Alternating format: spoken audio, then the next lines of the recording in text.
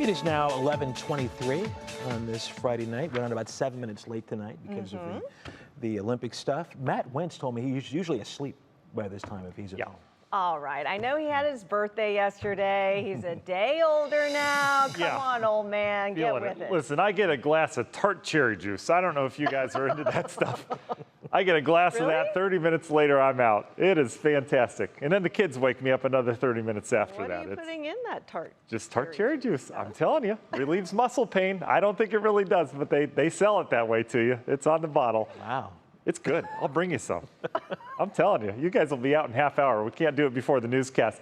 Let's talk about the weekend, shall we? We've got obviously Saturday, Sunday. If you're planning things out this weekend, I know a lot of you are. The good news in the forecast is I think most of the shower and thunderstorm activity is going to shift north over the weekend. So we deal with some leftovers tomorrow morning. As we have here in the forecast, it's going to be muggy. It's already muggy outside.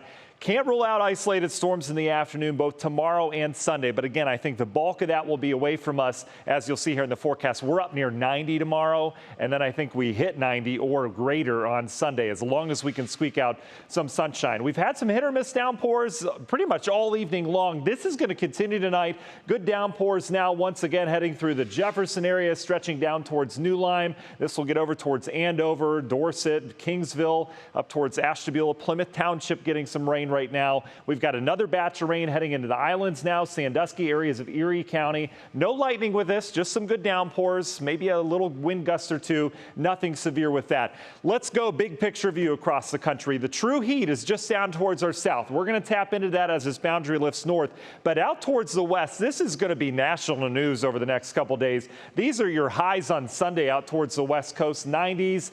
100s, 110s, or 100-teens, however you say that. Look at Portland, for example, up into the 115, 113 category. Seattle's another example over the weekend. They've hit 100 degrees twice in history. Going back to the 1800s, they're going to have at least 2 more 100-degree days this weekend. This is serious all-time record heat out west, and it's going to be a dry heat for them.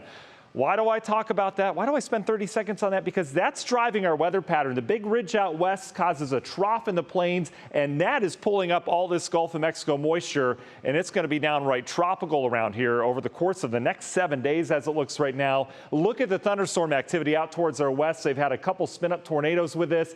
This looks ominous coming in, but the train tracks or where this flows go just towards our north, so we're going to be dancing with the leftovers of this tomorrow morning.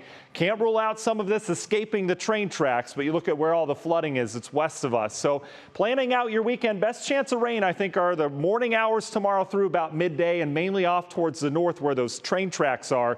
Temperatures in the 70s. I think by afternoon, everything shifts to the north. We get hot, humid, some sun peaks, should be up near 90 degrees tomorrow afternoon. More of the same on your Sunday. Some sun, some clouds, most of the storms off towards the north. Can't rule out a couple stray storms, but temperatures are going to be hot and it's going to be humid this weekend. Hydration going to be front and center. In terms of the heaviest rainfall, look how close we are. Again, this pattern can change. We could see a thunderstorm cluster sneak in here, but as of now, I'm fairly confident saying the heaviest rain is going to stay off towards our west.